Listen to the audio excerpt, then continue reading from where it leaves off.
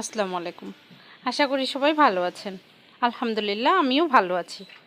আমি আজকে প্রেসার কুকারে গরুর মাংস রান্না করব। তাই এখানে 1 কেজি গরুর মাংস নিয়েছি, কিছু পরিমাণ পেঁয়াজ কাটা দিয়েছি, 2টা তেজপাতা দিয়েছি, আর এখানে হলুদের গুঁড়া, মরিচের গুঁড়া, গরম মশলার গুঁড়া, আদা বাটা, 2টা তেজপাতা দিয়ে দিলাম, আর এখানে তেল দিয়ে দিলাম। তেল দিয়ে অনেকক্ষণ ধরে একটু মাখার লাগবে, যেন মশলাগুলো ভালোভাবে মিক্সড হয়ে যায়। আসলে আমি কখনো ক্যামেরা ধরিনি তো, তাই কথা বলতে একটু কষ্ট হচ্ছে। যাই হোক, প্রথমবার ক্যামেরা ধরছি, আস্তে আস্তে সব শিখে যাব। আপনারা যদি এইভাবে গরু মাংস প্রেসার কুকারে রান্না করেন তাহলে খুব তাড়াতাড়ি রান্না হয়ে যাবে। আর আমরা গ্রামের মহিলাদের তো ঝটপট রান্না করতেই হয়, তাই প্রেসার কুকারে দিলে খুব তাড়াতাড়ি হয়।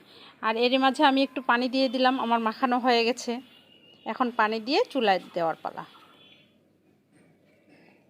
এই তো আমি এখানে প্রেসার কুকারে প্রায় 10-12টা সিটি মেরে নিয়েছি। এখন প্রেসার কুকারটা খোলার পালি।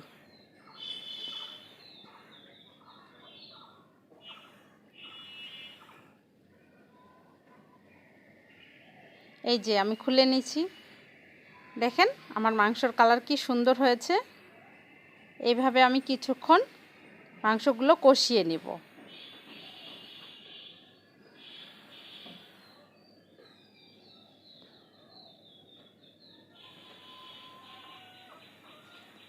মাংসটা কষানো হয়ে গেলে আমি এখানে 1 চা চামচ ভাজা মশলা দিয়ে দিলাম, আরও একটু কষিয়ে নেব।